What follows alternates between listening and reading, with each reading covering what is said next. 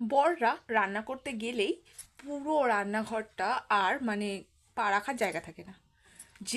যেদিন রান্না করে মনে করবে মানে স্ত্রীকে একটু খাওয়াবো, স্ত্রীর খাওয়ার আগে চিন্তা হয় যে আমার রান্নাঘরটার কি অবস্থা, আমার এর 10 গুণ আমাকে খাটতে হবে। কিন্তু আজকে আমি এটা বলতে এসেছি যে আমার বেলা ঠিক উল্টো। আমার হাজব্যান্ড যখন রান্না করে সে রান্নাঘরটা একদম নিট অ্যান্ড ক্লিন করে দেয়, মানে কেউ যখন রান্না করে উঠেছে সেটা বোঝাই যায় না। এটা পুরো একদম সত্যি বাস্তব কথা। বরং চারিদিকে ছিটিয়ে ফেলি সব কিছু, বাসন, হ্যাঁ, সবজি সব, মানে আমি গুছিয়ে করতে পারি না। এটা আমি পরে মানে সব কিছু আবার ম্যানেজ করে গুছিয়ে যেখানে যেখানে জিনিস আছে, কিন্তু যখন আমি রান্না করি তখন আমি কোথায় কী রাখছি মানে একটু খুব তাড়াহুড়োতে থাকি।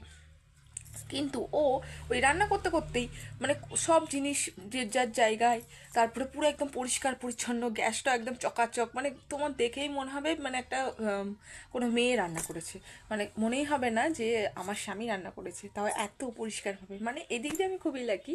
তো সবার বেলা এটা উল্টো হয় যে তারা রান্নাঘরে গেলে স্ত্রীরা চিন্তা করে যে এবার আজকে রান্নাঘরে ঢোকা দায় হয়ে যাবে, কিন্তু ও রান্না করলে আমি এইটুকুনি শিওর থাকি যে আজকে রান্নাঘরটা খুব সুন্দরভাবে পরিষ্কার হতে চলেছে।